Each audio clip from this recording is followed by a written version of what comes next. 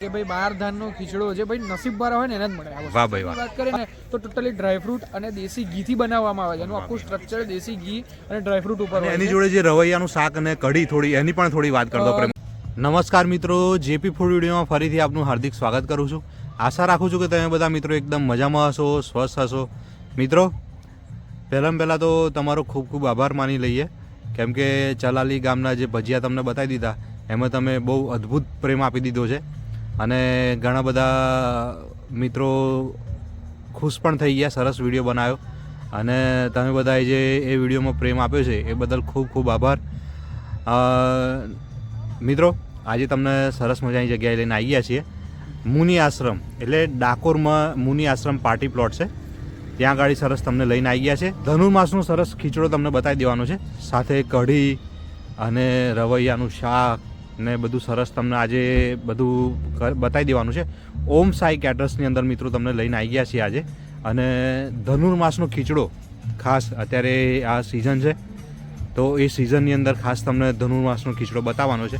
ચાલો મિત્રો, રણછોડરાયની મૂર્તિ સરસ ડાકોરમાં છીએ મિત્રો, એટલે ચોક્કસથી રણછોડરાયના દર્શન તો થવા જ જોઈએ. ઓમ સાઈ કેટરર્સની અંદર મિત્રો તમને લઈને આવી ગયા છીએ. ઓમ સાઈ કેટરર્સ ડાકોરમાં, આણંદમાં અને આખા ચરોતર વિસ્તારમાં મિત્રો ઓમ સાઈ કેટરર્સનું બહુ મોટું નામ છે. અને આજે ધનુર્માસનો ખીચડો સરસ તમને બતાવી દેવાનો છે મિત્રો. ઓમ સાઈ કેટરર્સમાં આવી ગયા છે આપણે. સરસ મજાનું ડેકોરેશનથી માંડી અને સરસ તમને કાઉન્ટરો બધા બતાવી દેવાના છે. ધનુર્માસનો ખીચડો તમને સરસ બતાવવાનો છે મિત્રો. મુનિ આશ્રમ, આ પાર્ટી પ્લોટનું નામ છે મુનિ આશ્રમ, ડાકોરની અંદર.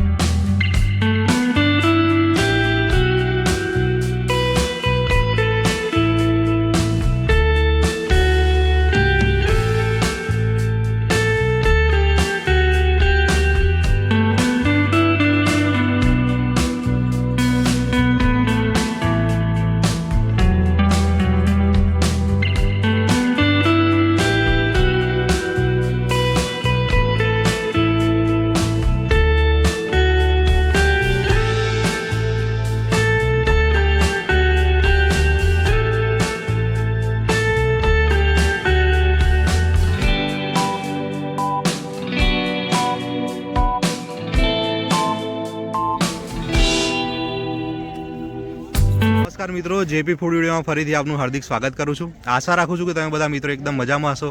મિત્રો, ખેડા જિલ્લામાં ચરોતરનો જે આખો કોન્સેપ્ટ પ્રેમલભાઈએ જે બતાવી દીધો છે એ આજે આપણી સાથે છે. પ્રેમલભાઈ, શું કહેશો અહીંના ખીચડા વિશે અને ઓમ સાઈ કેટરર્સ વિશે અને એની થોડી ચર્ચા કરો અમારી ચેનલમાં. એવું કહેવાય કે ભાઈ 12 ધાનનો ખીચડો જે ભાઈ નસીબવાળા હોય ને એને જ મળે. વાહ ભાઈ વાહ. અને એવું કહેવાય કે ભાઈ જે રણછોડરાયના પ્રસાદી આપણને જમવા મળે, એમને ધરાયા પછી આપણને જેનો ટેસ્ટ આવે ને એ ખાલી મહિના માટે જ મળે. અને આ રેસીપી એવી છે ને કે ખાલી મહિનો જ ખવાય. બરોબર છે, આખા વર્ષમાં એક જ મહિનો. હા, એક ધનુર્માસ કરીને એક માસ આપણે ગુજરાતી માસની અંદર ધનુર્માસ આવે છે. બરોબર. એ માસની અંદર આ વસ્તુ ખવાતી હોય છે ને આ વસ્તુ બનતી હોય છે. એટલે આ એ ટાઈમે જયારે ડાકોરની અંદર આવો ને તો જ એની મજા આવે ને. ડાકોરની અંદર રોજ બને તો આપણા નસીબની અંદર બહુ કોક વાર હોય છે, પણ આજે ખાધું ને બહુ ખરેખર બહુ મજા આવી ગઈ. આમ તો આની વાત કરીએ ને, સ્ટ્રક્ચરની વાત કરીએ ને, તો ટોટલી ડ્રાયફ્રૂટ અને દેશી ઘીથી બનાવવામાં આવે છે. એનું આખું સ્ટ્રક્ચર દેશી ઘી અને ડ્રાયફ્રૂટ ઉપર હોય છે, અને એનો જે ટેસ્ટ આવે છે ને બોસ, એક ઓસમ છે. એમાં તમને આમ સ્વર્ગનો અનુભવ થઈ જાય. તમે એકવાર ખીચડી ખાવ ને પછી તમને એવું થઈ જાય કે મેં આવી ખીચડી ક્યારે ખાધી જ નથી. વાહ ભાઈ વાહ. આવી ખીચડી તમે ક્યારે ખાધી જ નથી.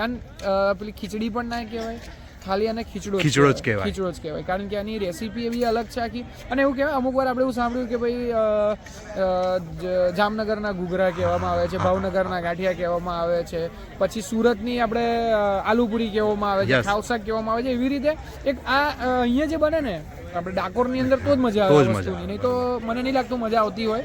તો ખરેખર તમારે ટ્રાય કરવા જેવું છે એક વખત ડાકોર આવીને, બરાબર ને. અને એની જોડે જે રવૈયાનું શાક અને કઢી, થોડી એની પણ થોડી વાત કરતો પ્રેમલભાઈ. કઢીની આપણે વાત કરીએ ને, તો કઢીની અંદર જે વઘાર આવે ને એ પણ ઘીનો આવે. વાહ ભાઈ વાહ. કઢીની અંદરનો જે વઘાર આવે એ પણ ઘીનો આવે, અને જે રવૈયા આવે એ થોડા સ્પાઇસી આવે. એટલે કે કોઈ વ્યક્તિ જે એવું હોય કે ભાઈ થોડું સ્વીટ નથી ખાવું, થોડું સ્પાઇસી એડ કરીને થોડી સ્પાઇસની મજા માણી શકે. એનો ટેસ્ટ આખો અલગ જ થઈ જાય. એમનેમ તમે ખીચડો ખાઓ તો બી ટેસ્ટ આખો અલગ આવે, અને કઢી સાથે ખાઓ તો પણ એનો ટેસ્ટ અલગ આવે, અને રવૈયા સાથે ખાઓ તો પણ એનો ટેસ્ટ અલગ આવે. એટલે ત્રણેય વસ્તુનું કોમ્બિનેશન આખું અલગ જ છે, પણ મજા બી એવું બધામાં આવે તમને ખાવાની, જે જેનું શોખીન હોય. અને ખાસ કરીને એવું કહેવા માંગીશ કે આમ જ્યારે રેસીપી બને ને તો આપણને એવું લાગે કે થોડી સ્વીટ થઈ જશે, પણ એવું કંઈ નહીં. એકદમ બેલેન્સ ટેસ્ટ, એમ એકદમ બેલેન્સ ટેસ્ટ તમને લાગે. એક આમ એવું ગળ્યું પણ ના કહેવાય, ના બહુ મોડું પણ કહેવાય, એકદમ બેલેન્સ ટેસ્ટ. તમને સ્પાઇસીનો સ્પાઇસી પણ લાગે, ગળ્યાનો ગળ્યો પણ. મોઢા મૂકો ને તો ઘણી વાર એવું થાય કે આપણે ડ્રાયફ્રૂટ નડશે, આમ ચાવવું પડશે, પણ એ પણ અંદર એટલું મિક્સઅપ થઈ ગયું હોય ને કે તમે આમને આમ ખાઈ જ જાઓ, એમ એકદમ સોફ્ટ થઈ ગયું હોય. એકદમ સોફ્ટ થઈ ગયું. Thank you પ્રેમલભાઈ.